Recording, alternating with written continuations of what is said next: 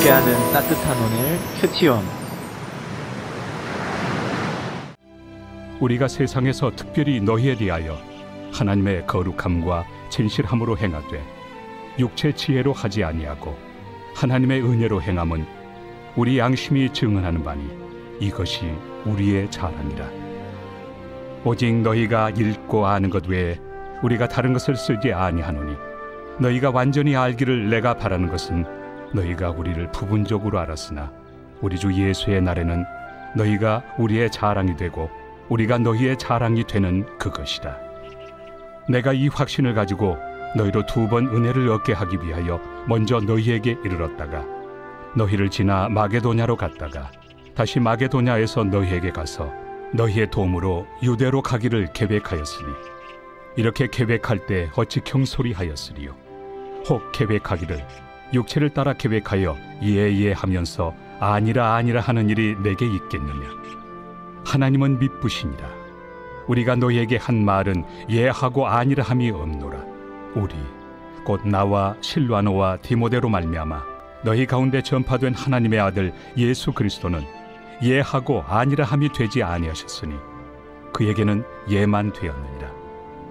하나님의 약속은 얼마든지 그리스도 안에서 예가 되니 그런즉 그로 말미암아 우리가 아멘하여 하나님께 영광을 돌리게 되느니라. 우리를 너희와 함께 그리스도 안에서 굳건하게 하시고 우리에게 기름을 부으신 이는 하나님이시니 그가 또한 우리에게 인치시고 보증으로 우리 마음에 성령을 주셨느니라. 할렐루야. 말씀과 함께하는 따뜻한 오늘 큐티온 7월 8일 금요일입니다. 우리 함께 기도로 시작하겠습니다. 사랑의 하나님, 감사드립니다. 이 금요일도 주님의 품 안에 품어주시고 말씀하여 주시옵소서. 감사드리며 이 모든 말씀 우리 주 예수 그리스도의 이름으로 기도드립니다. 아멘. 오늘 우리에게 주신 하나님 말씀은 고린도후서 1장 12절에서 22절까지의 말씀입니다. 바울은 원래 고린도를 방문하기로 계획했었습니다. 하지만 몇 차례 그것을 변경할 수밖에 없는 상황에 놓이게 되었습니다.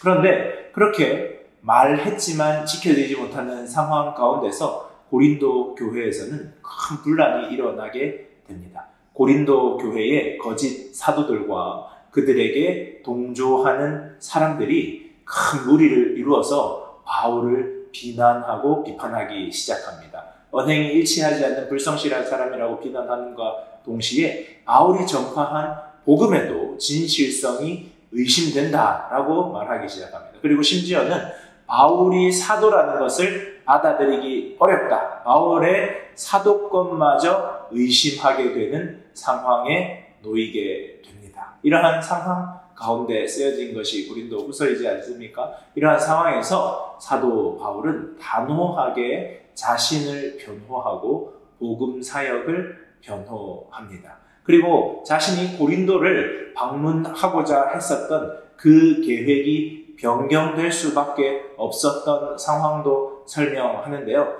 그 방문 계획이 변경된 것은 사사로운 감정에 의한 것이 아니라 하나님의 미쁘신 뜻에 순종하기 위함임을 밝히고 있습니다. 그리고 그는 부끄럼 없는 양심으로 살아왔음을 고백합니다. 그러니까 그 계획이 변경됐던 것은 사도 바울이 신실하지 못해서도 아니고 사도 바울이 고린도 교회를 많이 챙기지 않아서도 아니라 하나님의 뜻 가운데 순종하는 그 마음, 순종하고자 하는 그 의지, 순종의 실천 때문에 생긴 문제임을 밝히고 있습니다.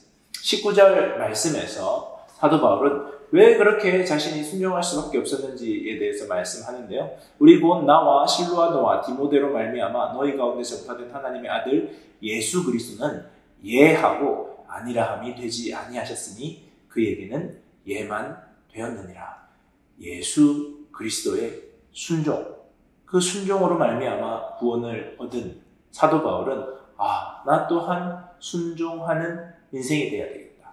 나의 모범이 대신 예수 그리스도는 늘 예로 순종하는구나. 나 또한 순종해야 되겠다 하는 그 마음을 예수 그리스도로 말미암아 얻게 되었다 고백합니다. 사실 사도 바울이 자신의 계획을 따라 선교 여행을 떠나려 했었지만 또한 하나님의 뜻을 따라서 그의 선교 계획이 변화되는 것을 우리가 너무나 잘 알고 있지 않습니까?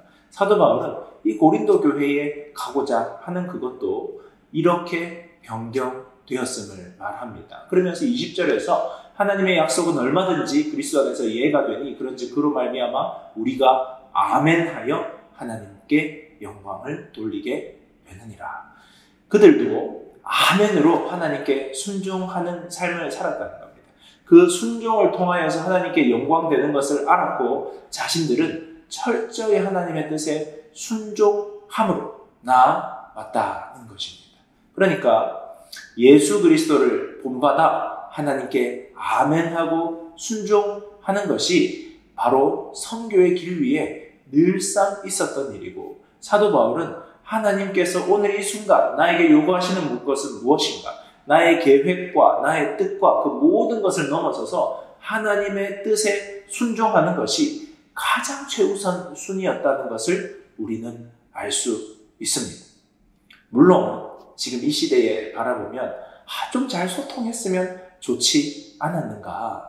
사도 바울이 잘 소통하여서 그 계획이 변경되었음을 말해주었으면 좋지 않았는가? 그리하였습니다. 하지만 그때 당시에 지금처럼 핸드폰이 있는 것도 아니었기 때문에 이렇게 서신서를 써서 보낼 수밖에 없었던 상황에서 오는 이 문제들이라 할 수 있습니다. 그래서 다시 이 고린도 후서를 통하여서 내가 왜 그곳에 가지 못했는지를 차분히 설명하고 있는 부분입니다. 그 가운데서 그 설명 가운데서 우리는 하나님께 순종하는 것이 이렇게 중요하구나를 알게 되는 것입니다. 여러분, 하나님의 뜻에, 말씀에 순종하는 인생이 되고 있습니까? 순종하고자 할 때에 너무나 많은 핑계거리가 있음을 우리는 알 수 있습니다. 순종이 결코 쉬운 것이 아님을 알 수 있습니다. 우리는 순종을 내가 생각했을 때 합리적으로 생각하고 그리고 이것이 할만하다고 생각했을 때 하는 것을 순종이라고 생각하는데요. 어떠한 상황이든 어떠한 환경이든 주님의 뜻이라면 주님이 말씀하신다면 순종하는 것. 하기 어려운 상황 가운데서도 주님을 의지하고 주님의 계획을 신뢰함으로 그 뜻에 따르는 것. 그것이 순종이라는 것입니다. 여러분, 하나님을 믿음으로 말씀이 여러분에게 다가올 때에 순종하고 있습니까? 또 순종을 통하여 일하시고 역사하시는 하나님을 우리들이 바라볼 수 있어야 되겠습니다. 묵상을 위한 질문입니다. 여러분의 삶에서 주의 뜻을 따라 순종했었던 경험은 어떤 것이 있습니까? 한번 질문해 보시고 과거를 기억함으로 다시 한번 순종할 수 있는 길로 나아가기를 바랍니다. 묵상을 하며 들으며 좋은 찬양은 주님 말씀하시면입니다. 주님이 말씀하시면 내가 나아가고 주님 뜻이 아니면 제가 멈추겠습니다. 가사의 노래가 아니라 내 입술의 고백이 되고 내 삶의 고백이 되기를 바라면서 오늘 그 찬양 함께 묵상하면 좋겠습니다. 우리 함께 기도하겠습니다.